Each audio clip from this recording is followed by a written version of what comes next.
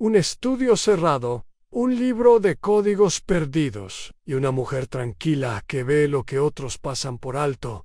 Han bienvenido a Crimen y Sombra. Soy tu anfitrión, Alejandro. Me encanta conectarme con otros detectives. Comenta a continuación y cuéntame desde dónde nos sintonizas hoy. Tus mensajes hacen que este viaje sea inolvidable.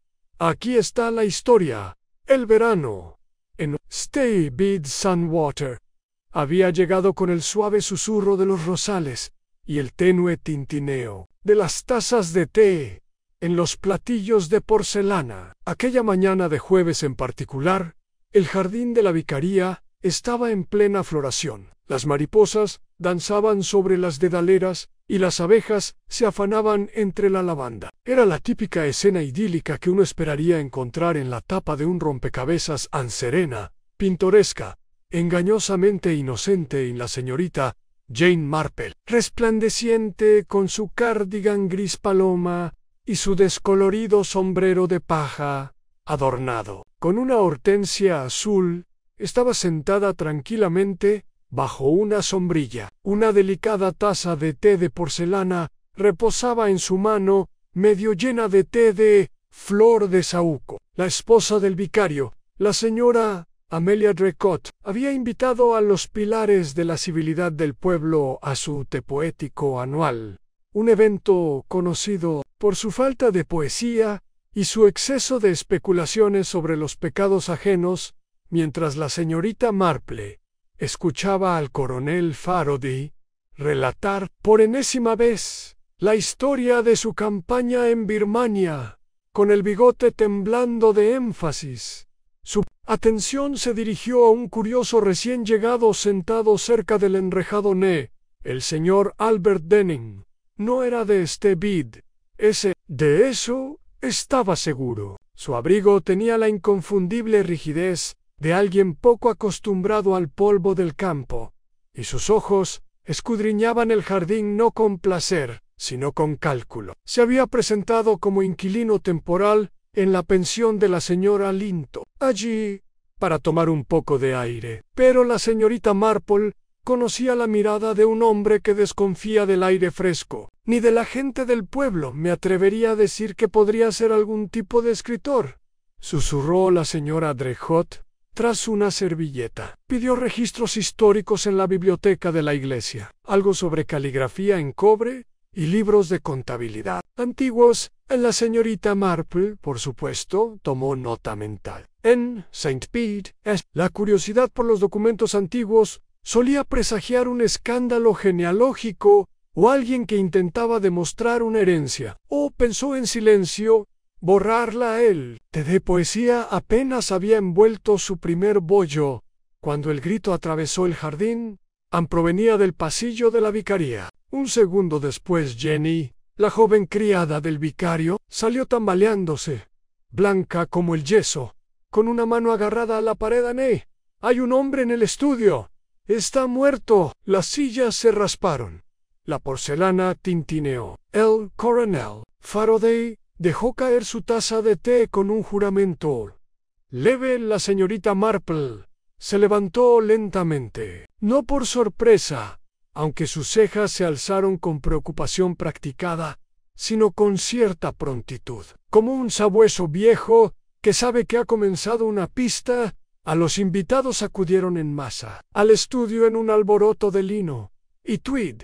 La puerta estaba entreabierta. Dentro, desplomado sobre el escritorio de caoba del vicario, había un hombre desconocido boca abajo, con los brazos extendidos de forma antinatural. Un olor ligeramente acre flotaba en el aire, mezclado con el aroma a tinta y papel viejo sobre el escritorio. Junto a un libro de contabilidad y un fajo de pergamino, yacía un curioso cuadrado de papel rígido y amarillento, claramente arrancado de algo más grande. Sobre él, escrito con elegantes trazos curvos de cobre, había una cifra Delta 5, L13, Eman 3, VI es igual a SI Emper. Incluso en ausencia, el vicario susurró una oración al C, llamó al policía y la señorita Marple de Pye, ¿cuántos pies?, detrás de la multitud que se reunía. Entrecerró los ojos, no hacia el cadáver, sino hacia la cifra. Ana había visto una mano así antes, hace muchos años, en una boda o en un funeral.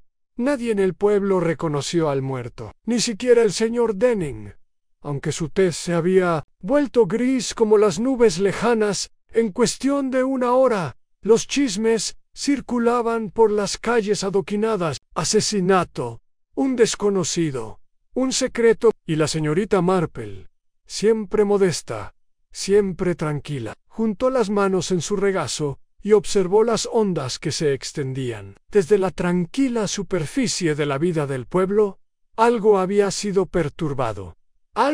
Algo viejo, muy peligroso. En la muerte del desconocido en el estudio del vicario resonó en Steve Eatson Water con la precisión de una piedra arrojada a un estanque tranquilo. Al anochecer, la especulación había florecido como ortigas tras la lluvia, densa e insistente, sofocando cualquier atisbo de razón. El té poético del jueves se había convertido, sin quererlo, en un momento histórico del pueblo, uno que se recordaría durante años como esa terrible tarde con el hombre de las cifras. En la oficina de correos la Ezra Valerie Tilling, quien se enorgullece de conocer a todos los rostros del condado, declaró con seguridad que el muerto debía de ser un anticuario ambulante que se había encontrado con la persona equivocada. En la tienda de comestibles, el señor Peabody comentó con entusiasmo que no se trataba de una muerte cualquiera, y que no le sorprendería que todo el asunto involucra a espías. A los espías les encantan los códigos, añadió amablemente, colocando un frasco de cebollas encurtidas en el mostrador como si fuera una prueba clave. En el centro de todo estaba la señorita Marple. No repitió lo que había visto en el estudio, no especuló en voz alta, ni se sumó al torbellino de teorías. En cambio, escuchó en silencio, pensativa, con una suave sonrisa y un suave asentimiento, como si absorbiera no solo lo que decían, sino cómo lo decían, y, aún más importante, lo que evitaban decir.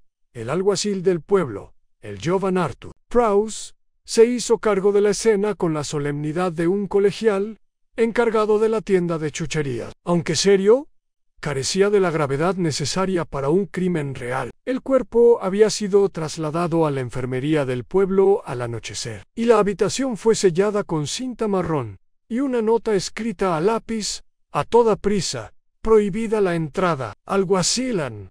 El doctor Redford, el médico local, concluyó que la causa de la muerte fue envenenamiento, algo de acción rápida, probablemente añadido al té, pero no había ninguna taza de té cerca del cuerpo, ni migas, ni galletas mordidas. Eso, admitió el doctor Redford con el ceño fruncido, era curioso. De vuelta en la pensión, la Ezra Linton, nerviosa y con los ojos como platos, confirmó que el inquilino, el señor Denning, no había salido de la casa esa mañana hasta exactamente 10 minutos antes del grito en la vicaría. Dijo que iba a la iglesia a revisar los registros, le contó al agente Prowse. Ha estado bastante obsesionado con escritos antiguos y documentos polvorientos. De hecho, el señor Denning se estaba convirtiendo en una figura objeto de mucho escrutinio. En esa noche, el pueblo celebró su propia especie de investigación informal en el Rose y Willow,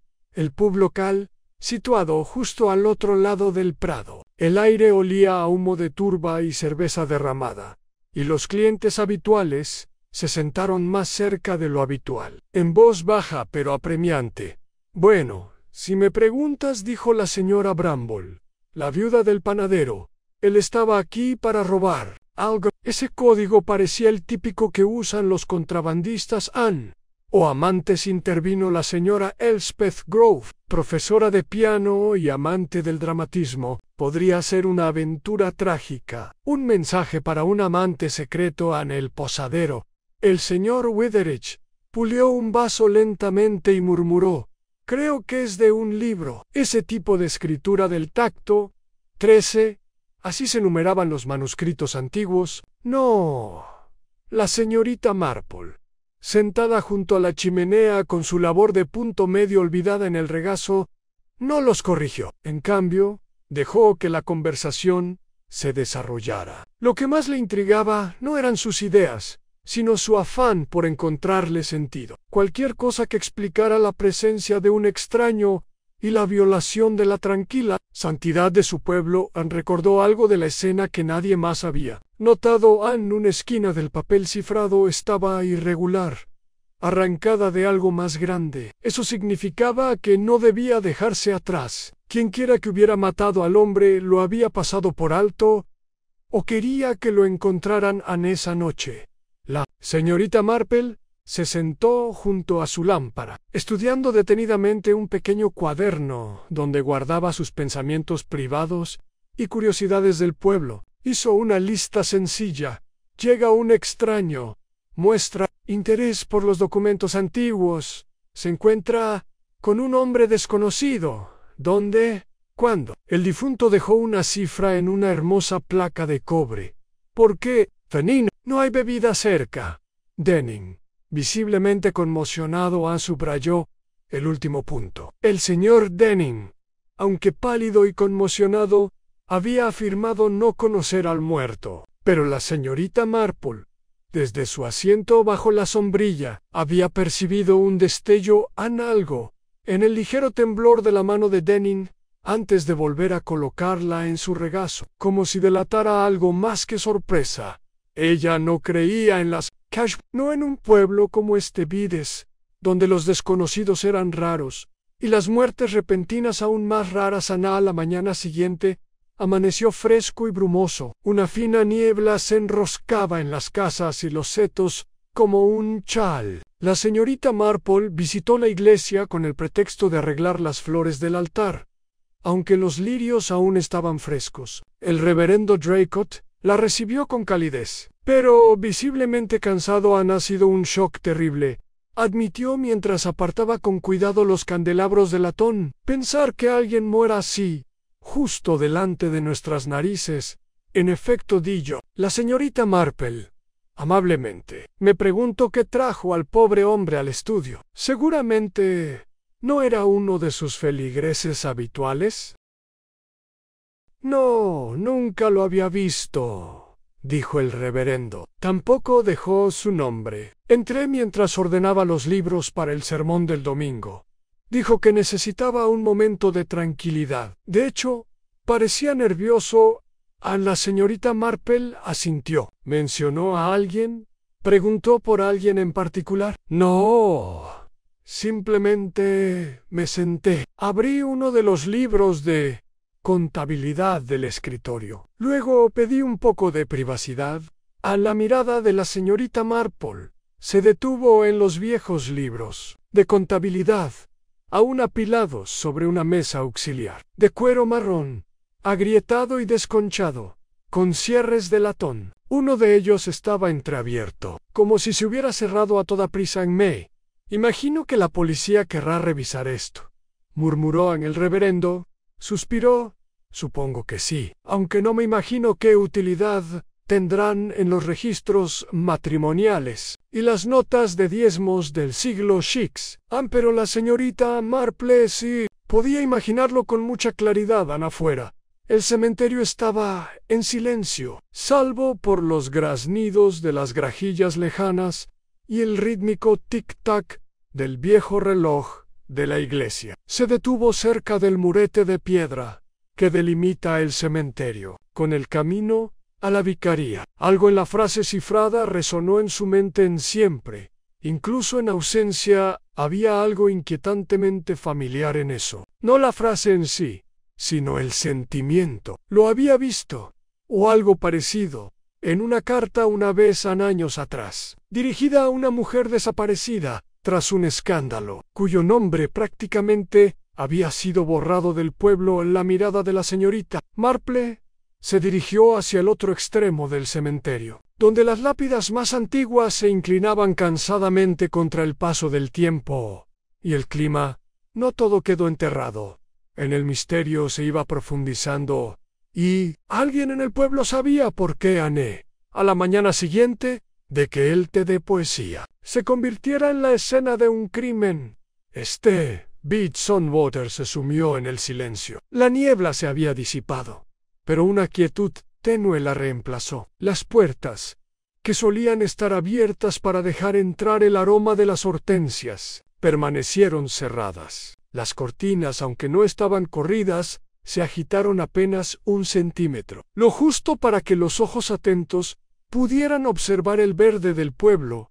En el centro de la tormenta se encontraba el agente Arthur Prowse, con su paso habitualmente relajado, ahora entrecortado y decidido, mientras caminaba por el callejón hacia la vicaría. Llevaba una carpeta encuadernada en cuero entreabierta, con papel carbón sobresaliendo y un sobre manchado con la inscripción «Declaraciones preliminares». A la señorita Marple, que acababa de regresar de la verdulería con una bolsa de papel llena de judías verdes y grosellas, le ofreció al joven una sonrisa educada cuando pasó Annes. «Una mañana muy ocupada», dijo con suavidad, ajustándose el sombrero. «Para protegerse de la brisa», señorita Marple respondió, casi sin aliento. «Sí, hay mucho que hacer, señora. No puedo dejar que una muerte así pase desapercibida». «No, en absoluto», dijo con suavidad al pobre hombre. «¿Ha tenido suerte identificándose?» Hizo una pausa y jugueteó con la carpeta. «Todavía no. No tiene papeles. Nada que lo identifique, Solo. Ese papel con la escritura extraña. Se lo han enviado al inspector jefe de Matchwooden Hill. Puede que sea un código. Puede que no tenga sentido». A la señorita Marple ladeó la cabeza. «Rara vez escriben tonterías con tanta belleza, ¿no le parece?» El agente Prowse se rió nerviosamente. «Sí, bueno, también me han dicho que los de Londres podrían venir, dependiendo de cómo vayan las cosas». Ella le dedicó un gesto comprensivo, consciente de que los londinenses no solían visitar parroquias soñolientas, a menos que el caso fuera escandaloso o políticamente inconveniente. Un muerto con un mensaje en clave y sin nombre era improbable que siguiera siendo un asunto sombrío después de que la gente se marchara. La señorita Marple no se dirigió a su cabaña, sino al pequeño sendero público que discurre detrás de la pensión de la señora Linton. No era de las que se paseaban ociosamente, no cuando el mundo le presentaba un enigma, y los enigmas, lo sabía, rara vez se resolvían esperando a que las piezas encajaran solas detrás de la pensión. Pequeño jardín estaba un poco abandonado. La maleza se mezclaba con los frambuesos, y el banco cerca de la puerta trasera lucía una pálida capa de musgo verde. Sin embargo, era precisamente este terreno el que revelaba algo peculiar. 2 colillas aplastadas yacían cerca del seto. Eran de una marca extranjera, a juzgar por el borde dorado del papel. Hacía tiempo que la señorita Marple había dejado de sorprenderse por las pistas que dejaba la gente. Creyéndose inadvertida, dio la vuelta a la puerta y llamó cortésmente. La señora Linton abrió la puerta con expresión de sorpresa y las manos enharinadas. «Ay, señorita Marple, no me esperaba. Espero no molestar». «Querida», dijo la señorita Marple, «pasaba por aquí y pensé en traerte unas grosellas extra. Sir, ¿le gustan al señor Denning?» La señora Linton parpadeó y luego esbozó una sonrisa forzada. «Es muy amable. ¿Quiere pasar?» La señorita Marple salió al recibidor, quitándose los guantes con deliberado cuidado. La casa olía a canela y jabón. En algún lugar de la cocina trasera, una tetera empezaba a silbar. El señor Denning apareció justo cuando la señora Linton regresaba con 2 tazas de té. Parecía demacrado, con el cuello de la camisa ligeramente arrugado y los ojos ensombrecidos. Su intento de sonreír fue infructuoso. «No escuché que hablaste con el alguacil otra vez esta mañana», dijo la señorita Marple, en tono conversacional. Anne asintió, bebiendo su té rápidamente. «¿Tenían más preguntas?» «Naturalmente, Ojalá tuviera respuestas. Dijiste que no reconociste al hombre. Continuó en voz baja, no lo sabía. Es decir, dudó un momento, y luego dejó la taza de té con un suave tintineo. Supongo que había algo vagamente familiar en su rostro, pero no lo conocía. En realidad, no, repitió la señorita Marple, cruzando las manos sobre el regazo. Es una frase muy interesante. La miró fijamente y luego rió entre dientes, sin humor. Se te da muy bien hacer que las cosas suenen como preguntas. No, respondió ella con dulzura. Solo hago las preguntas que a otros se les olvidan. Un silencio se extendió entre ellos. ¿Dijo algo antes de morir?, preguntó Denning, con la voz más tensa. ¿Alguna última palabra que yo sepa? No, respondió la señorita Marple. Pero dejó algo más útil. Intention. Verá, muy poca gente entra en una vicaría con veneno en el organismo y una nota críptica por accidente. Sugiere preparación, urgencia, posiblemente miedo. Anne Denning se levantó bruscamente, murmurando algo sobre necesitar aire, y salió al porche. La señora Linton lo vio irse con preocupación en sus ojos. Es un hombre extraño, dijo en voz baja. Siempre educado, pero reservado. Tiene horarios inusuales, y lo he oído hablar en alemán 1 o 2 veces, a altas horas de la noche en su habitación. A la señorita Marple parpadeó. Mientras integraba el detalle en su tapiz mental afuera, Denning se apoyaba en la cerca, encendiendo un cigarrillo con monout. El borde dorado reflejaba la luz del sol.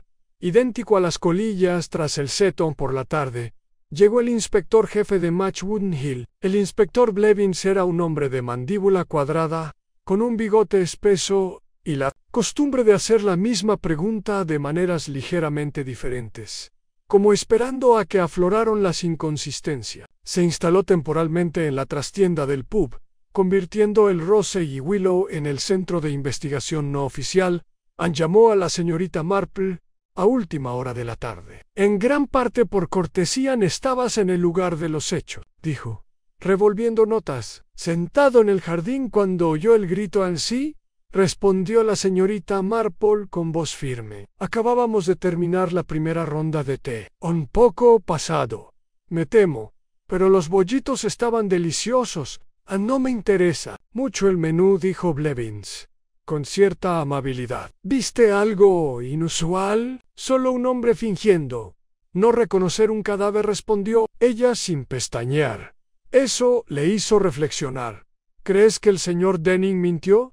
Creo que reaccionó de forma extraña. Y creo que no es el único que guarda secretos. Blevins arqueó una ceja. ¿Y te basas en nada demostrable?, dijo, poniéndose de pie. Solo quedan muchos años observando cómo se comporta la gente cuando creen que nadie los ve al salir del pub. La señorita Marple vio a 2 figuras hablando cerca del antiguo monumento conmemorativo de la guerra. Uno era el señor Denning. La otra, una mujer con sombrero cloche que no había sido vista en videse en muchos años. La señorita Marple la recordaba Eloise Canning, antaño hija de un respetado comerciante entonces objeto de una mujer que había abandonado el pueblo en desgracia y se creía perdida en el tiempo.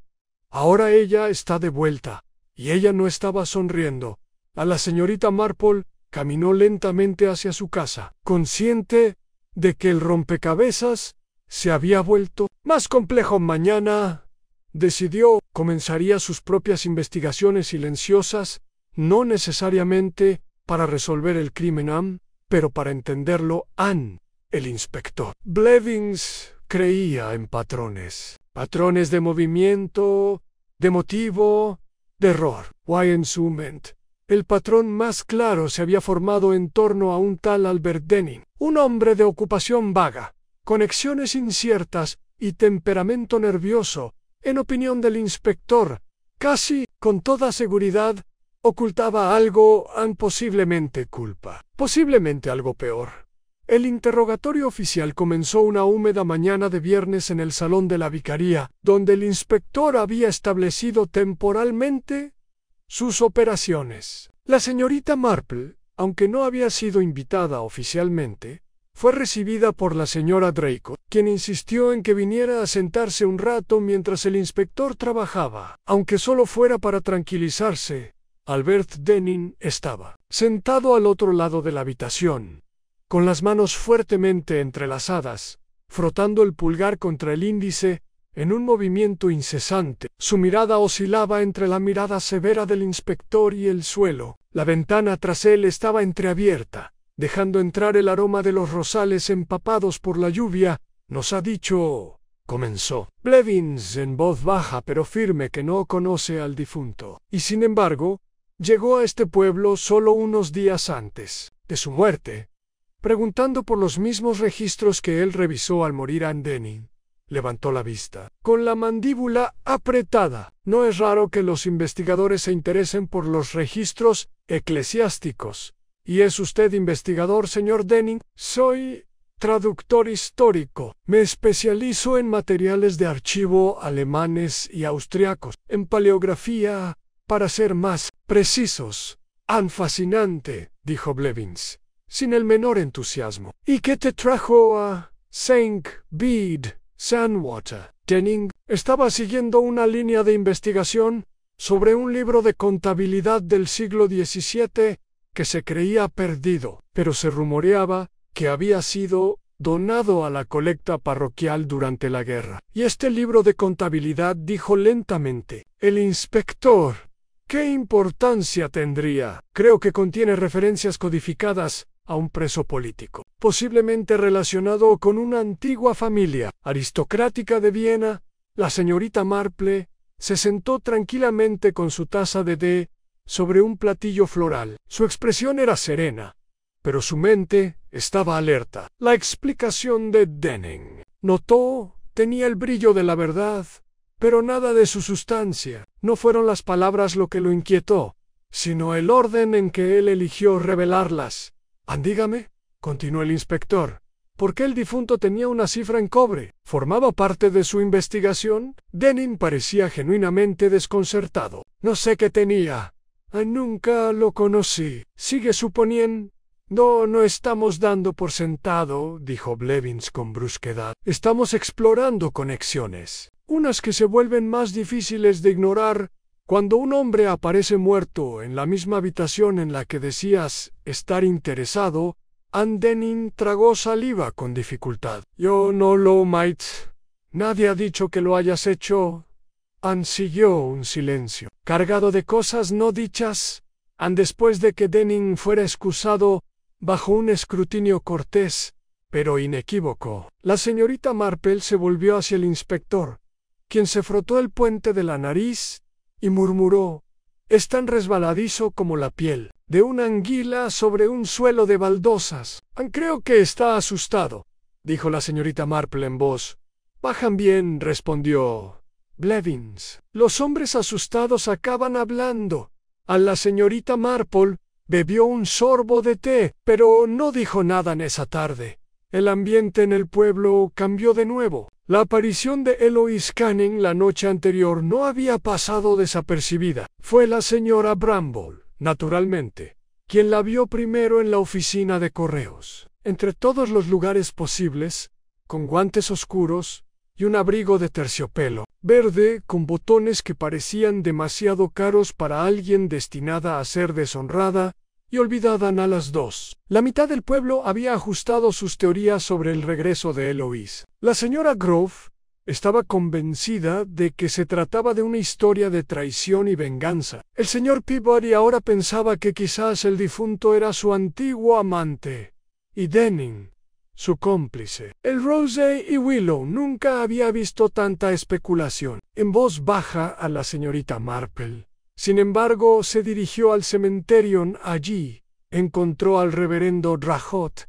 inspeccionando un trozo de hiedra que había comenzado a invadir una de las lápidas más antiguas. «Me pregunto, tras las bromas de siempre, si recuerdas la disputa de Camfield. Debió de ser hace casi 20 años. El reverendo hizo una pausa. El escándalo de la herencia, sí, en una disputa familiar por 2 testamentos, algo relacionado con una hija perdida y un certificado de matrimonio cuestionable a la madre de Eloise Canning, ¿verdad? Se casó con un miembro de la familia Canfield, pero luego hubo una pelea, y la joven, Eloise, nunca fue reconocida. Así es como lo recuerdo, también dijo la señorita Marple. Es curioso que Eloise regrese ahora, justo cuando alguien muere con una clave en la mano. ¿No crees que? Todavía no pienso nada, respondió ella. Pero escucho a Anne y recuerdo. Mucha gente olvida lo útil que puede ser más tarde ese mismo día. El inspector Blevins mandó llamar a Eloise para que se presentara en la vicaría. Llegó en punto a las 5, con un ligero aroma a bergamota y lluvia. Se portaba con una elegancia refinada, con la voz serena y la mirada firme. No sabía nada del hombre que encontraron muerto. Dijo con calma: regresé a Stebid por motivos personales. ¿Esas razones tienen que ver con los registros eclesiásticos?, preguntó Blevins. No particularmente. Vieron hablando con el señor Denning ayer en un breve intercambio. Parecía tan sorprendido de verme como yo de verlo. ¿Y ya se conocían antes? No. Pero conozco su trabajo. Blevins frunció el ceño. ¿Podrías explicarme más? No, dijo ella simplemente después de que ella se fue. Él se quejó. Todos estos son bailarines al borde de la verdad. La señorita Marple se permitió una leve sonrisa. Suele pasar con los secretos. Prefieren bailar a caminar. Esa noche, Denning no regresó a casa de la señora Linton para cenar. Su habitación estaba vacía. Su maletín había desaparecido. El agente encontró una nota cuidadosamente doblada sobre el escritorio. Sin firmar. Tenía que irme. No encontrarás lo que crees buscar al anochecer. El pueblo ardía con rumores de fuga, culpa, traición y oro enterrado. Pero la señorita Marple no avivó el fuego. En lugar de eso, se sentó en su sala de estar con una manta de bebé a medio tejer en su regazo, mientras su mente repetía la frase del código una y otra vez. Siempre, incluso en ausencia. Quien lo escribió no tenía intención de desaparecer. Esperaban ser recordados. Y ahí, pensó la señorita Marple, estaba el quid de la cuestión. En recuerdo, no desaparece. Mañana le pediría un pequeño favor al vicario. Ella quería ver el viejo libro de contabilidad que el hombre había estado revisando justo antes de morir, y en la mañana siguiente se desplegó bajo un sol brumoso y dorado, de esos que hacían brillar los setos, y el aire parecía suspendido en una calma casi de cuento de hadas. Pero bajo esa quietud, Songwater se desmoronaba. En la panadería se hablaba de la desaparición del señor Denning. En la tienda de comestibles, del regreso de Eloise Canning. Y en la iglesia, tras las grandes puertas de roble y los susurrantes arcos de piedra, la señorita Marple permanecía, sentada en silencio al fondo de la sacristía, estudiando los libros de contabilidad con las manos enguantadas y un brillo inquisitivo en la mirada. El reverendo Draycott había ofrecido los libros con bastante entusiasmo, aunque con un tono de desconcierto. Son principalmente registros de finales del siglo XVII y principios del XVI, había dicho. Diezmos, amonestaciones matrimoniales, bautizos. Nada emocionante, me temo. Emocionar es cuestión de perspectiva, había respondido la señorita Marple, levantando con cuidado el lomo agrietado del volumen marcado 1781 a 1796. Es asombroso lo revelador que puede ser incluso el registro más aburrido. Llevaba sentada casi una hora, pasando las páginas lentamente, con la mirada moviéndose con ritmo mesurado por las páginas llenas de pulcres y ondulantes láminas de cobre. La tinta se había desvanecido, pero la mano era firme y consistente. Claramente el trabajo de un solo oficinista durante muchos años. De vez en cuando se detenía a examinar las anotaciones marginales, tan pequeñas anotaciones garabateadas, junto a los nombres, fechas ligeramente alteradas con un toque extra de tinta, iniciales que se curvaban tenuemente en la esquina de los certificados. De vez en cuando sus dedos se detenían el tiempo justo para presionar ligeramente el borde de una hoja, como si buscara algo que no quería ser encontrado. Anne estaba revisando una entrada de 1792 sobre un entierro a los 31 años, con la causa catalogada como tesis, cuando su pulgar enguantado rozó un pliegue irregular de papel. El margen se sentía más grueso allí, casi como si 2 páginas se hubieran juntado.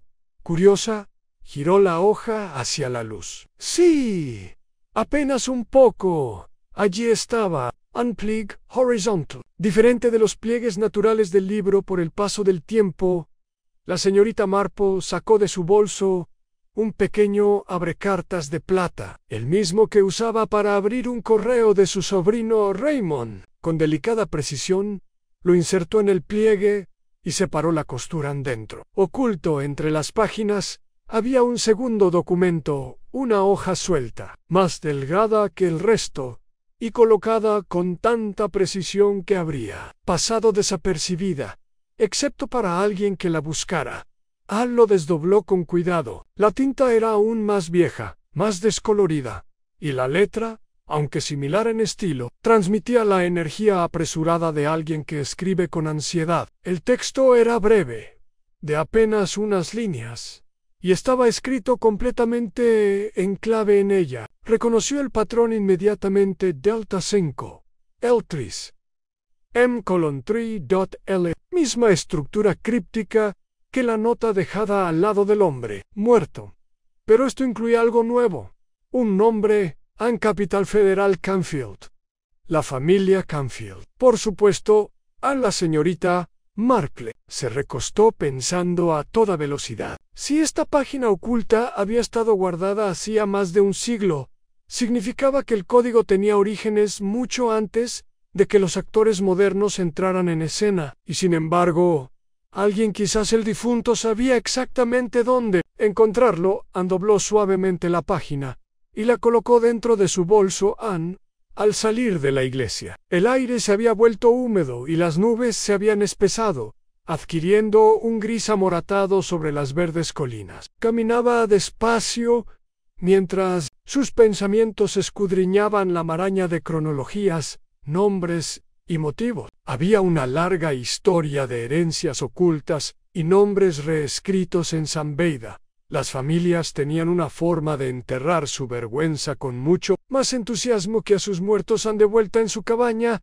la señorita Marple dejó la página. Sabra, la mesa, Pajot, una luz. Copió el texto en su cuaderno línea por línea y lo comparó con el código que se había encontrado junto al cuerpo. El patrón no era idéntico, pero estaba inequívocamente relacionado, casi como si el mensaje más reciente hubiera sido redactado como respuesta al anterior. Y allí, en la última línea de la nota oculta, había una frase que la dejó helada más que cualquier otra que hubiera descubierto hasta entonces. Anne, devuelvan lo robado, o no quedará nadie para hablar de ello. No era solo un código, fue una advertencia. Anne llamaron a su puerta justo cuando guardaba la hoja en su cuaderno. Se levantó, abrió y encontró al inspector Blevins de pie en el porche, con el sombrero en las manos y una frente húmeda. Pensé que podría molestarla unos minutos. Señorita Marple, en claro, dijo ella, invitándolo a entrar. Siéntate. Él asintió, y se acomodaron en la sala mientras la tetera comenzaba a silbar débilmente desde la cocina. Acabo de volver a interrogar a la señorita Channing, dijo Blevins. Afirma no saber nada de los planes de Denning de irse, pero hay algo en ella que ocultan. Supongo que se está conteniendo bastante, respondió la señorita Marple con suavidad. Anne Blevins levantó la vista. ¿Suenas seguro? Anne, solo soy observadora, dijo con una leve sonrisa. Pero me preguntó, ¿ha hablado con el abogado de Macaon Hill, el que se encargó de la herencia de Canfield? Todavía no. ¿Crees que esto tiene algo que ver con esa antigua? Creo, dijo la señorita Marple, colocando la tetera entre ellas, que cuando la gente regresa, tras largas ausencias, nunca es por razones tan simples como la nostalgia. A la madre de la señorita Canning se le negó un lugar en el testamento T. Canfield, pero los testamentos, como saben, pueden ser enmendados, a veces antes de la muerte, a veces después, por personas hábiles y con poca conciencia. Blevins frunció el ceño. ¿Crees que alguien falsificó un registro? Creo que alguien intentó desenterrar una verdad que se ocultó deliberadamente, y alguien más se aseguró de que la verdad permaneciera oculta. Ella le pasó una taza de té y se levantó para correr ligeramente las cortinas. Encontré algo, dijo finalmente en los registros. Ecclesiasticus. Una página cifrada que coincide con la que se encontró con el cuerpo, escondida entre las páginas, datada hace más de un siglo, y un nombre en Canfield. Blevins la miró fijamente y poco a poco comprendió la gravedad de la situación. Esto se remonta a generaciones atrás. Sí, dijo la señorita Marple, y creo que el hombre que murió en el estudio vino a exponerlo, no por dinero quizá, sino por una restitución. La verdadera pregunta, inspector, es quién se benefició más de la OC, y si están dispuestos a volver a matar para preservarlo. El inspector tomó el papel que ella le entregó y leyó la letra descolorida, con el ceño fruncido afuera. El viento empezó a levantarse, sacudiendo suavemente las ventanas. Se avecinaba otra tormenta, y la señorita Marple, siempre vigilante, sabía que el siguiente movimiento no vendría de ella, vendría de alguien desesperado, alguien que tiene mucho más que perder que una herencia. Esa tarde, la lluvia empezó en suaves lloviznas, tiñendo los tejados de pizarra de Water de un tinte melancólico. Las nubes se extendían sobre el pueblo en lenta procesión, y los adoquines brillaban bajo las farolas de gas que se encendían una a una. Dentro de las casas y salones, la gente hablaba más bajo de lo habitual, como si el mal tiempo los hubiera silenciado. Pero en el interior del Rose y Willow, el calor del hogar se encontró con una tensión creciente, una especie de respiración anticipada, tomada justo antes de la revelación en el inspector. Blevins había llamado a Eloise Canning una vez más, esta vez no a la vicaría, sino a la sala privada del pub, donde el fuego crepitó con fuerza y la puerta podía cerrarse con pestillo si era necesario. Llegó puntual, con guantes, serena y el sombrero perfectamente puesto. Saludó al inspector con la cortesía de una mujer acostumbrada a desenvolverse en salas incómodas, pero sus ojos no sonreían. A la señorita Marple ya estaba sentada en el rincón, fingiendo estar ocupada con su tejido. «Espero que esto no tome mucho tiempo», dijo Eloise, alisándose el abrigo mientras se sentaba. «Eso depende de usted, señorita Canning», respondió Blevins, con tono sereno. «Hemos descubierto un documento antiguo, oculto, en los registros parroquiales. Una clave, casi idéntica a la que se encontró junto a la difunta, y lleva el nombre de Sian Efan Canfield». Eloise no se inmutó, pero la señorita Marple vio cómo su mandíbula se tensaba brevemente.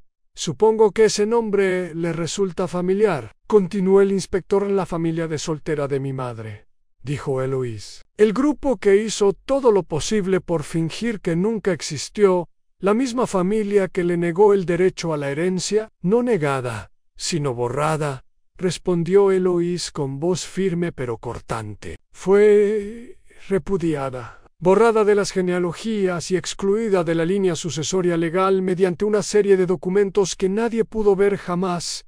Y ahora has regresado», dijo Blevins, coincidiendo con una muerte y la reaparición de una cifra que sugiere que esos documentos Podrían haber sido falsificados. Anne Eloise lo miró fijamente. La casualidad es el refugio de los que no tienen imaginación. Regresé porque alguien me la envió. Las agujas de la señorita Marple se detuvieron a mitad de la puntada. ¿Quién te lo envió?, preguntó suavemente. Hubo un largo silencio. El fuego crepitón. Recibí una carta, dijo Eloise. Sin nombre, solo un matasellos de Londres. Dentro, una copia de un fragmento del código y una sola línea. Regresa a este bid. Si quieres justicia. Blevins se inclinó hacia adelante. ¿Y no se te ocurrió llevar esto a la policía? Eloise sonrió sin humor. Me confundes con alguien que confía en las instituciones. La ley le falló a mi familia una vez. No tenía motivos para creer que no volvería a suceder. La señorita Marple guardó su trabajo de punto en el bolso.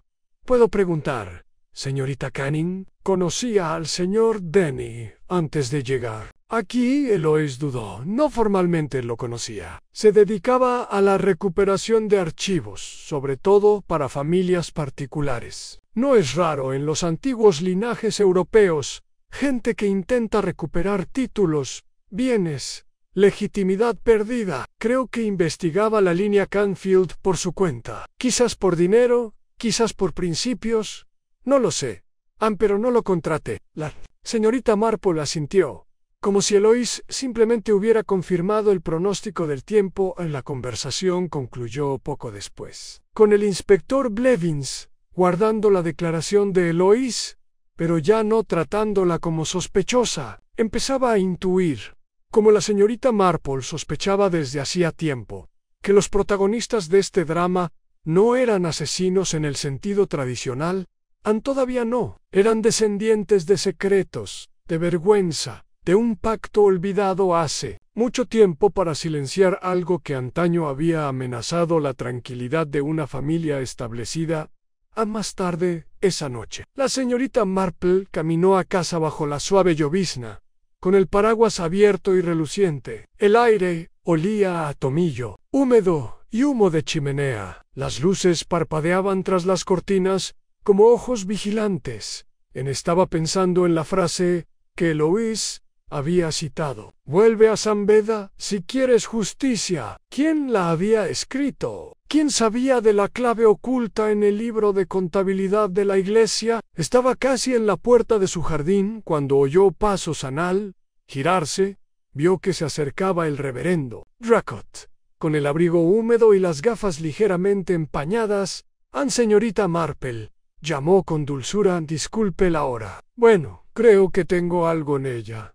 Abrió la puerta y lo condujo a la pequeña sala de estar, donde el fuego ya estaba bajo y una tetera esperaba. Como si anticipara compañía, estaba revisando el índice del inventario de la iglesia, dijo, sacando un papel doblado de su abrigo. No son registros oficiales, solo mis propias anotaciones. Encontré una mención de una caja cerrada, una que casi había olvidado. Estaba guardada en la cripta de piedra bajo la iglesia. En la sección más antigua, los ojos de la señorita Marple se entrecerrando ligeramente. Continúa, dijo ella. Contiene correspondencia sellada entre los Canfield y la parroquia de alrededor de 1804. La recuperé esta tarde, justo antes de que empezara la tormenta. Dejó la caja sobre la mesa. Irá de Hero, oxidada en las bisagras y con un pestillo roto. Pensé que tal vez, continuó, podríamos abrirlo juntos. Lo hicieron dentro.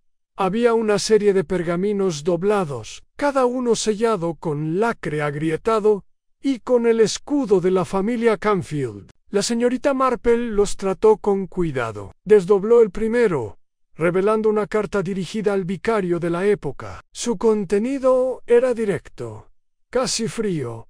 Una instrucción para omitir un matrimonio del libro de registro parroquial debido a su incompatibilidad con la dignidad de la familia Canfield. Le siguió otra carta, implorando al vicario que redactara el registro de un niño nacido fuera del matrimonio, hijo de la hija de la casa, y un oficial extranjero destinado cerca. Durante los conflictos napoleónicos, A la señorita Marple leyó las líneas con atención. Al parecer, el niño había quedado al cuidado de una viuda de la localidad. Su nombre había sido reemplazado en los registros oficiales. No quedaba rastro alguno, excepto, quizás, en sangre. En ella miró al reverendo Draycott, que estaba sentado, con las manos juntas nerviosamente. «¿Entiendes?», dijo suavemente. «Lo que esto significa», Anel asintió. «El linaje de la familia Canfield no es lo que parece», no respondió la señorita Marple. «Y alguien quería que esa verdad se mantuviera oculta en ella. Cerró la caja con cuidado. Alguien vino a este vide ese para abrir este capítulo», continuó. «Y alguien más se aseguró de que nunca terminara de leerlo». En ese momento, el fuego se encendió con fuerza, esparciendo algunas brasas en la rejilla. Mañana decidió visitar a la señora Linton. Había todavía cosas que el señor Denning no había dicho a Anne, pero quizá los había escrito en algún lugar. En la mañana llegó a St. Pete con un ligero frío que se aferraba a las ventanas y cortaba el aliento de quienes salían demasiado temprano. La tormenta de la noche anterior había pasado, pero dejaba charcos en cada hoyo del adoquín y un fuerte olor a tierra mojada en el aire. El pueblo, siempre curioso, estaba inusualmente silencioso, como si percibiera que algo invisible había cambiado en la señorita Marple. Ya levantada y vestida con una falda gris planchada y una blusa lavanda pálida, se dirigió a la pensión de la señora Linton con su habitual gracia y tranquilidad. En su bolso, junto a un pañuelo y una lata de pastillas de cebada, reposaba una copia doblada de una de las cartas del buzón de Canfield. No tenía intención de mostrarla, todavía no, pero la quería cerca. A la señora Linton la saludó con las mejillas sonrosadas y un aire nervioso, sacándose la harina del delantal. «Señorita Marple», dijo, mirando hacia la escalera que tenía detrás. «No esperaba compañía». No tardó en responder la señorita Marple. «Me preguntaba si me permitiría echar un vistazo a la habitación del señor Denny. Pensé que quizás el agente pasó por alto algo en la señora Linton». Dudó. «Bueno, se llevaron casi todas sus pertenencias, pero no he tocado el armario ni el cajón de la mesita de noche». La señorita Marple esbozó una leve sonrisa. «Entonces, quizás podría». La condujeron por la estrecha escalera hasta la habitación de invitados, con vistas al jardín trasero. Las cortinas estaban corridas y el aire interior tenía un ligero toque de tabaco y sándalo. La cama estaba hecha de nuevo y, por lo demás, la habitación parecía intacta.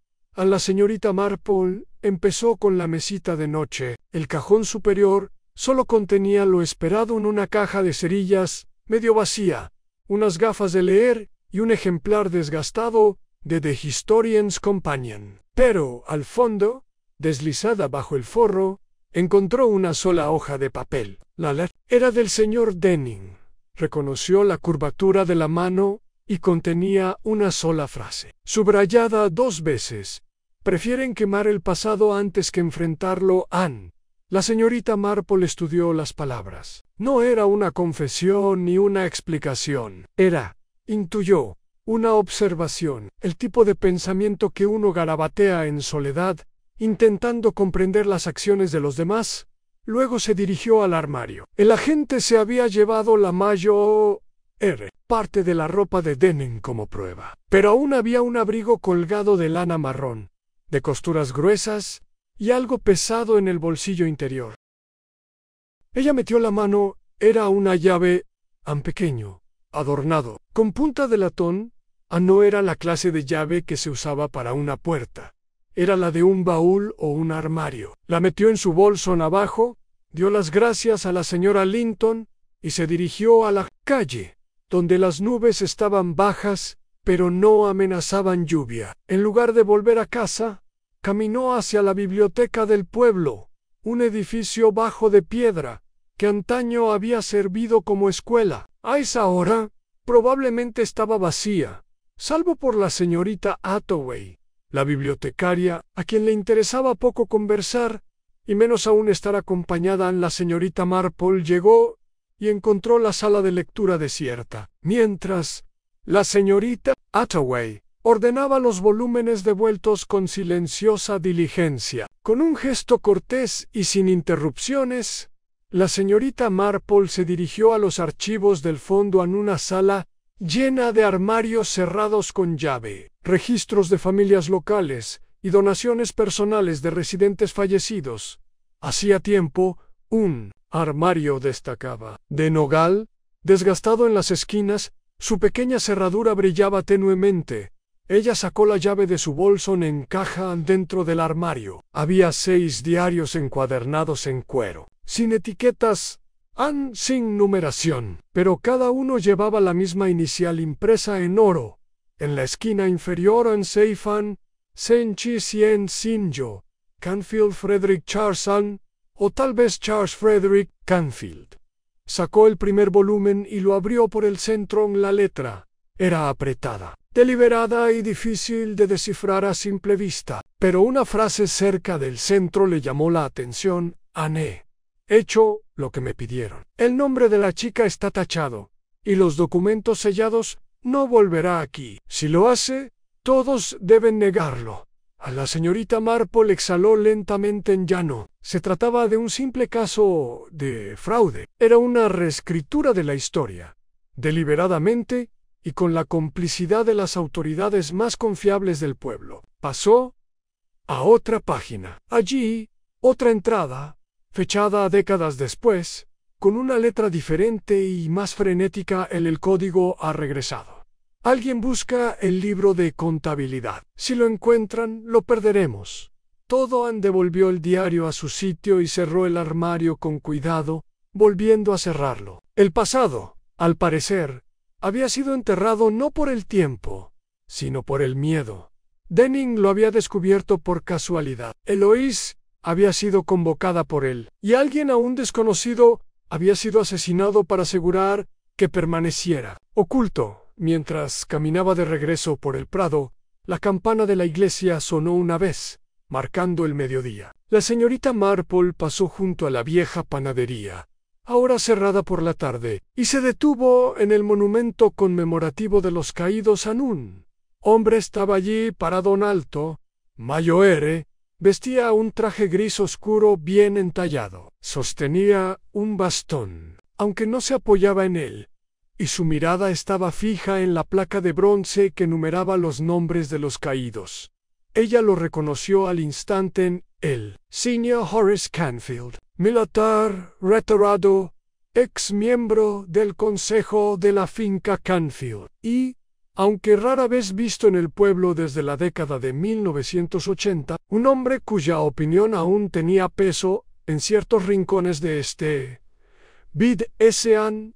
Él se giró cuando ella se acercó y le dedicó un breve asentimiento. La señorita Marple y señor Canfield se quedaron en silencio por un momento. La brisa tirando de las hojas en lo alto. Husk, llegado en un momento interesante, dijo: a eso he oído. A los viejos secretos suelen salir a la superficie cuando la tierra se humedece lo suficiente. Él la miró fijamente. Debería tener cuidado, señorita Marple. Algunas cosas se enterraron por una buena razón. He descubierto, dijo en voz baja, que la verdad rara vez es peligrosa para quienes han vivido honestamente. Apretó la mandíbula, pero no dijo nada más. Cuando regresó a casa, la habían dejado un mensaje en la puerta en un sobre sencillo. Dentro había una sola página, arrancada de un libro de contabilidad. Al pie, escritas con la misma letra que la clave de la iglesia oculta, había 5 palabras. Estás buscando en el lugar equivocado. No había ninguna firma, pero la tinta estaba fresca, y el papel olía ligeramente a humo de madera. En el fuego, en la chimenea de la señorita Marple, crepitaba con viva insistencia, proyectando una suave luz ámbar sobre las paredes del salón. La lluvia golpeaba suavemente los cristales, un sonido tan familiar para ella como el tic-tac del reloj o el crujido de su bolsa de tejer. Sin embargo, sus manos permanecían inmóviles en su regazo, Ninguna aguja se movía, ningún hilo avanzaba. En cambio, su mirada estaba fija en el trozo de libro de contabilidad roto, ahora sujeto discretamente bajo un plato de porcelana en la mesa. A su lado, Anne. Estás buscando en el lugar equivocado. Anne no era una amenaza, era una redirección. Why, Tial, con mano firme y sentido del teatro. La pregunta no era solo quién lo había abandonado, sino ¿por qué ahora? Repasó el encuentro de la mañana en el monumento de guerra con el señor Horace Canfield. Su presencia no había sido casual. Había acudido porque temía que algo estuviera a punto de descubrirse. Quizá algo que se había esforzado por mantener oculto. El hombre se comportaba con la formalidad de alguien criado en un mundo donde los nombres significaban poder y el secreto no era solo protección, sino obligación. En los Canfield habían alterado registros, borrado a un niño y pagado generosamente para asegurar que la vergüenza nunca saliera a la luz. Por la Cleve, los documentos ocultos y la llegada de Denning habían desentrañado su cuidadoso encubrimiento, pero no era solo el pasado lo que interesaba a la señorita Marple. Era el pánico en el presente. Metió la mano en su escritorio y sacó la vieja llave de latón del bolsillo del abrigo de Denning, la giró lentamente entre los dedos. ¿Estás buscando en el lugar equivocado? ¿Pero qué pasaría si no lo fuera? ¿Qué pasaría si fuera otra persona? Tomó una hoja de papel y empezó a escribir una carta breve, mesurada y cordial. Alt la dobló con cuidado y la metió en un sobre, cerrándola con un poco de cera. Llamó al chico del barrio, Alec, para que se la entregara. No estaba dirigida a la policía ni al inspector, sino a Eloise Canning. Pidió té al día siguiente. Solos, los dos al mediodía. En la sala de lectura de la vicaría no. Fue una visita social.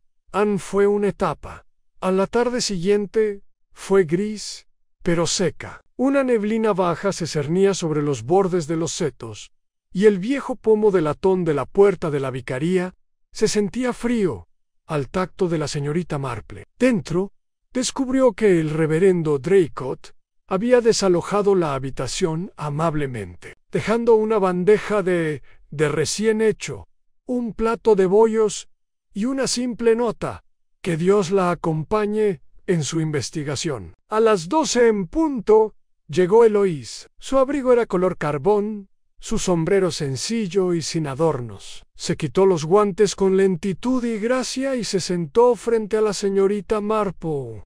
«Dijiste que había algo que querías discutir». «Tiosa», respondió la señorita Marple. «Pensé que podríamos hablar con franqueza, señorita Canning. Ya llevamos demasiado tiempo eludiendo la verdad en Eloise». Arqueó una ceja. «¿Y cuál verdad sería esa?» «El que aún no has admitido, sobre tu conexión con el señor Denning». Un destello pasó por su rostro, breve, casi imperceptible. «Ya le he dicho al inspector has dicho lo que estabas dispuesto a decir, pero creo que conocías a Denning mucho antes de este pueblo». «Quizás, no. Muy bien, quizás solo por correspondencia. Pero ambos buscaban el mismo camino. La clave, los registros perdidos, la verdad sobre la eliminación de tu madre de la línea de Canfield». «Eloise», no respondió Anne. La señorita Marple se inclinó hacia adelante suavemente. «Anne, creo que él te contactó, Anne, no al revés. Creo que encontró pruebas y sabía que serían peligrosas. Así que dejó un rastro, uno que te traería de vuelta aquí». Anne Eloise miró su taza de té. En silencio, la voz de la señorita Marple se suavizó. «Confió en usted. Por eso vino a la vicaría. Por eso dejó la clave donde pudiera ser encontrada. Sabía que usted la seguiría». Finalmente Eloise habló. «Nunca esperé que muriera». «Yo tampoco», dijo la señorita Marple. «Pero alguien sí, alguien que observó con demasiada atención, alguien que creyera la verdad no solo dañaría el nombre de una familia, sino que quizás les costaría su prestigio. O peor aún, su herencia». Anne se puso de pie y caminó lentamente hacia la ventana, mirando la lejana hilera de setos que marcaban el camino hacia la finca Canfield, cuando hablé con Horace Canfield. Continuó, me advirtió, con esa indirecta que suelen hacer los hombres de cierta clase, que dejara de cavar. Eso me dijo todo lo que necesitaba saber. Eloise también se puso de pie, con expresión ilegible. ¿Crees que él mató a Denning? Creo que tenía motivos, pero también creo que no es lo suficientemente astuto como para haberlo hecho limpiamente. El veneno requiere oportunidad y planificación, y el tipo de planificación que permitiría pasar por alto una clave pero colocarla con precisión. No, creo que el asesino es alguien que sabía que Denning estaba cerca de la verdad, alguien que tuvo acceso a sus pertenencias, alguien que sabía lo que constaba en los registros eclesiásticos antes que el vicario. La señorita Marple se volvió hacia Eloise y la miró a los ojos. Creo que alguien te advirtió anoche. Estás buscando en el lugar equivocado. No era solo un consejo. Era un mensaje de alguien que cree habernos desviado con éxito. Eloise palideció. Entonces siguen mirando. La señorita Marple asintió. Por eso me he tomado la libertad de dejar otra carta esta mañana, una dirigida a Horace Canfield. En ella escribo que tenemos la intención de imprimir las cartas recuperadas de Canfield para el fin de semana de esta semana. Mencioné su nombre, mencioné los documentos de Denning. También comenté, falsamente, que el código ha sido completamente descifrado y que se ha identificado al heredero original. Eloise pareció alarmada. «Los estás provocando». «Sí», dijo la señorita Marple. «Pero más que eso, quiero ver quién reacciona». El pánico es un poderoso revelador en ese momento. Sonó el timbre de la puerta exterior. Las dos mujeres miraron hacia el pasillo. El reverendo Draycott entró en la habitación. Ligeramente sin aliento. «Hubo un incendio», dijo, «en el archivo de la biblioteca East Grave. La mitad de la sala ha desaparecido». Eloise se cubrió la boca con la mano. La expresión de la señorita Marple no cambió.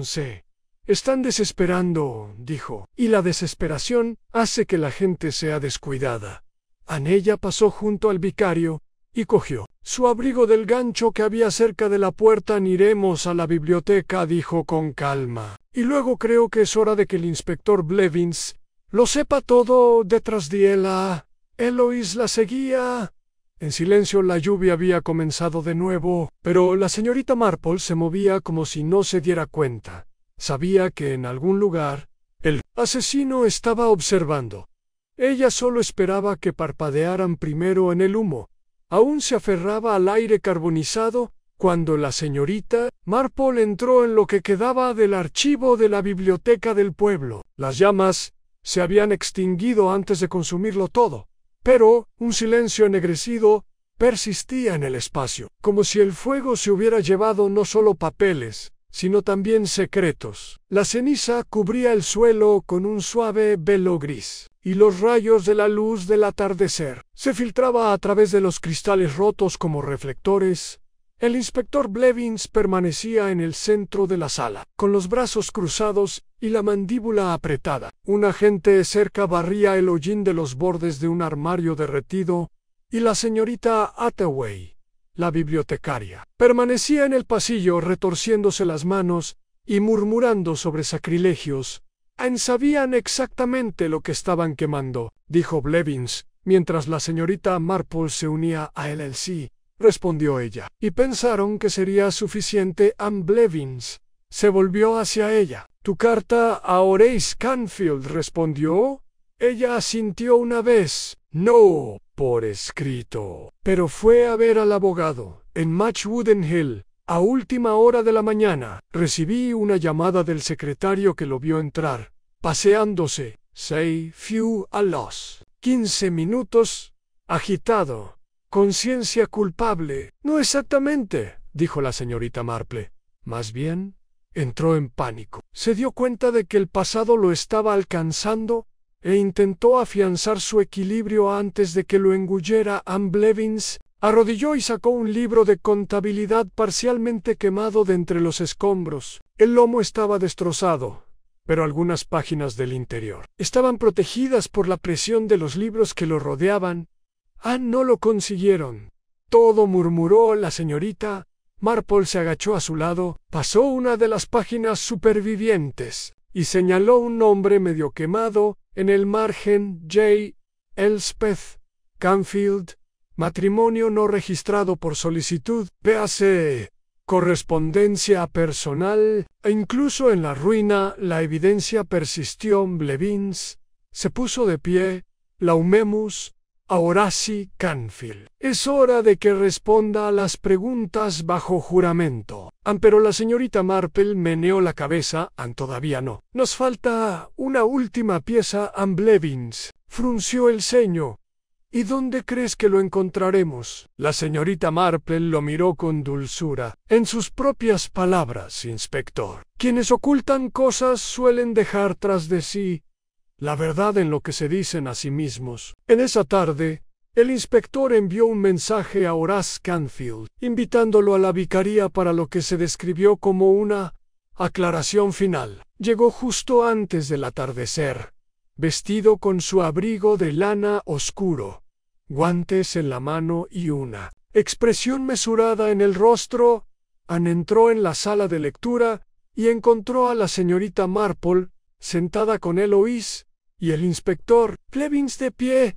«Cercan, querías hablar», dijo Horacio con voz tranquila pero entrecortada. A la señorita Marple señaló. «La silla de enfrente, por favor, señor Canfield. Siéntese en él». Lo hizo.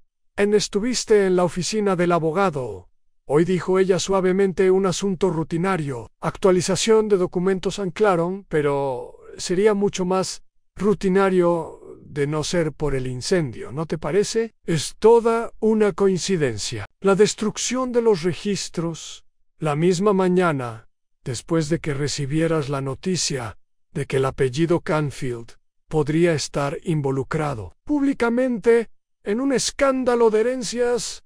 No sé qué quieres decir, ¿no?» La señorita Marple ladeó la cabeza. «Permítame recordarle. Entonces, en 1804, su antepasado conspiró con la Iglesia para eliminar el nombre de su hija del libro de matrimonio, negando así la legitimidad. La misma hija, cuyos descendientes tendrían derecho legal a la herencia de Canfield. Esas cartas aún existen, al menos unas pocas, y también la clave, escrita por un hombre que deseaba revertir esa injusticia. El señor Denning vino a ese para revelar esa verdad, y usted se aseguró de que no lo hicieran». Horace se levantó bruscamente. «Eso es una acusación». «Sí», dijo la señorita Marple. «Impasible, porque creo que lo envenenaste en el estudio ese día». El inspector Blevins dio un paso al frente. «Siéntese, señor Canfield». Pero Horace no lo hizo. Miró a la señorita Marple con furia tensa. «¿No lo entiendes?», dijo. «Este pueblo se rige por el orden, por la historia. No se protege un nombre como Canfield reabriendo viejas heridas». «No», dijo ella en voz baja. «Lo proteges cuidando los Hugo en largo». Silencio entonces. Para sorpresa de todos, Horace se sentó. La ira pareció disiparse de sus hombros, dejando atrás algo más viejo y frágil. «Miró, Eloise. No sabía de ti hasta hace poco», dijo. «Pensé que todo se había desvanecido». Pero entonces Denning empezó a indagar, a hacer preguntas. Vino a la finca una vez. «Hice que lo rechazaron». Pero no paró. «Y cuando apareció en el pueblo entré en pánico. Usted estaba en la vicaría ese día», dijo la señorita Marple.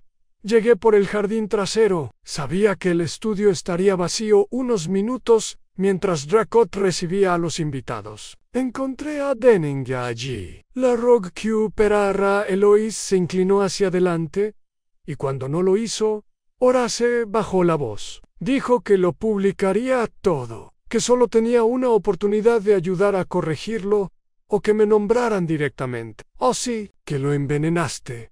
Él no respondió, pero el silencio de la señorita Marple fue suficiente. No se reguedía. No alzó la voz. En cambio, metió la mano en su bolso y sacó una lata pequeña. Creo que tu abuelo dejó unos diarios. Has destruirlos desde que Denning encontró la clave. Sin embargo, el incendio no fue tan completo como esperabas.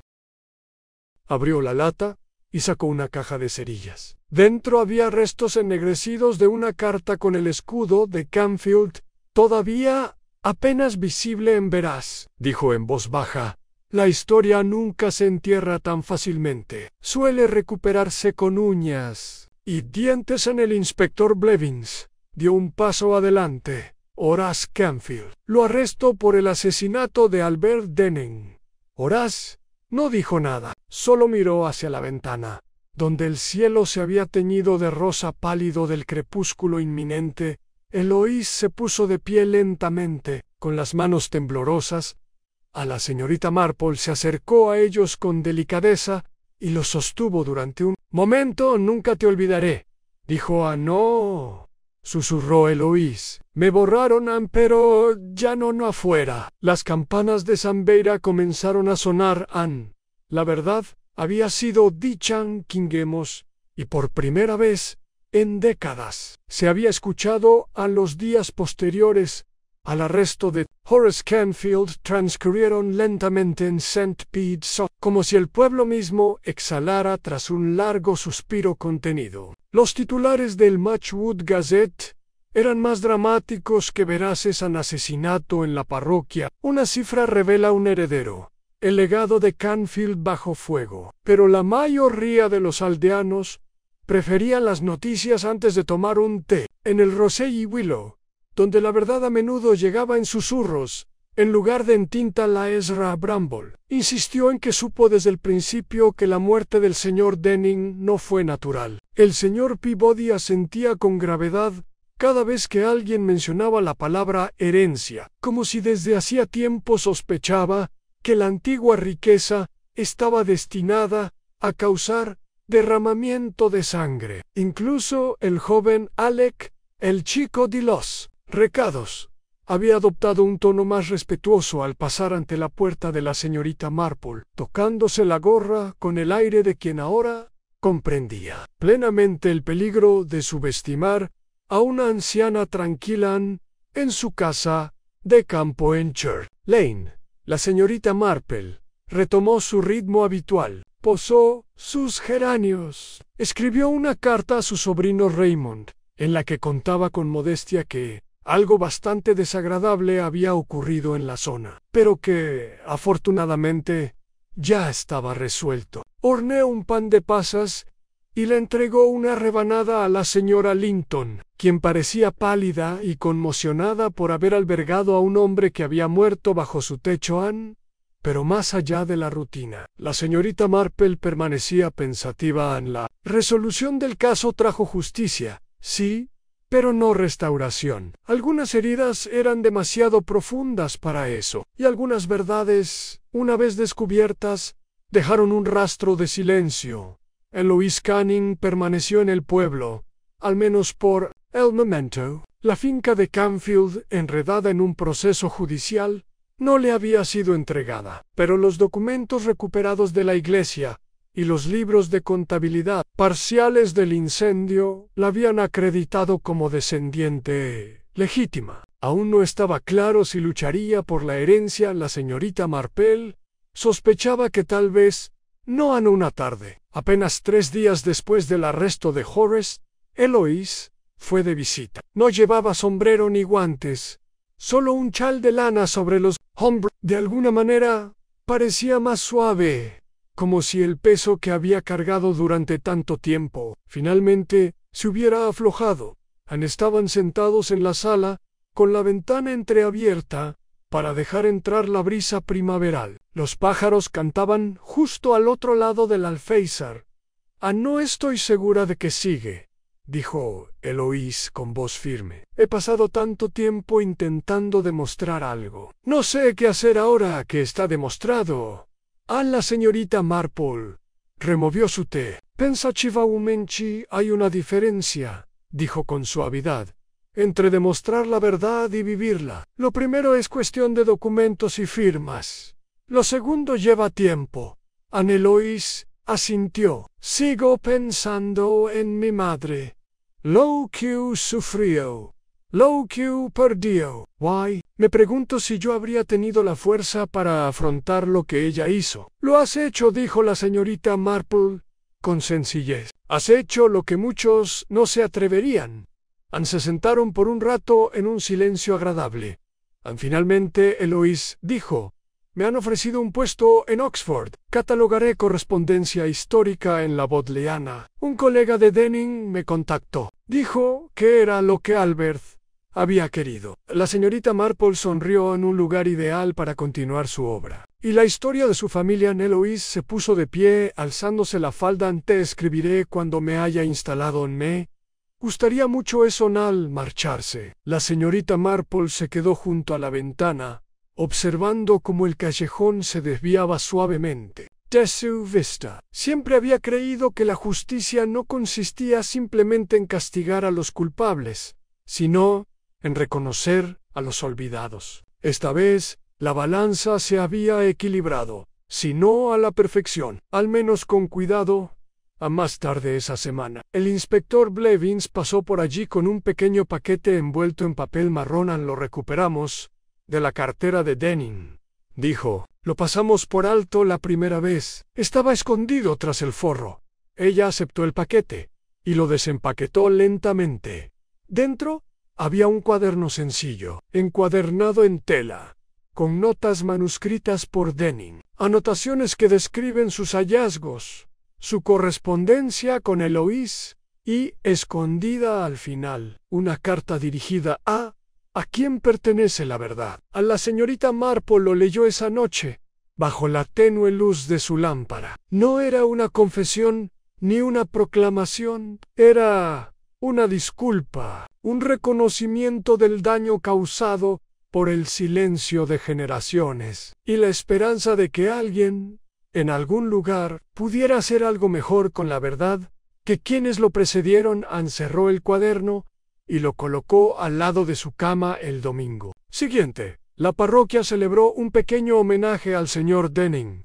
Ningún familiar se presentó, nadie reclamó sus pertenencias, pero el reverendo Draycott pronunció un sermón tranquilo sobre la redención y la restauración, y la señorita Marple preparó un sencillo ramo de lirios blancos para que reposara en el altar de la capilla tras el servicio. Los aldeanos se dispersaron lentamente. Algunos se quedaron más tiempo de lo habitual, lanzando miradas a Eloise, cuya presencia ya no transmitía la misma tensión de antaño. Los niños se perseguían entre la hierba mientras las campanas sonaban en lo alto. La señorita Marple se encontraba bajo el tejo, mirando hacia el horizonte, donde las colinas empezaban a elevarse suavemente, como si guiaran al pueblo hacia el mundo más amplio que se extendía más allá. El asesinato había sido resuelto, el cifrado se entendió, el error finalmente reconocido. Sin embargo, como siempre, quedaban los pequeños ecos de lo que pudo haber sido, las historias que nunca se contarían por completo, los nombres que solo se susurraban en las historias familiares cuando se corría el telón. Pero la señorita Marple también lo entendió. No todas las verdades gritan. Algunos llegan silenciosamente, como un viejo amigo en el sendero de un jardín, trayendo consigo la paz. Y en ese silencio, Stephen Sunwater siguió adelante.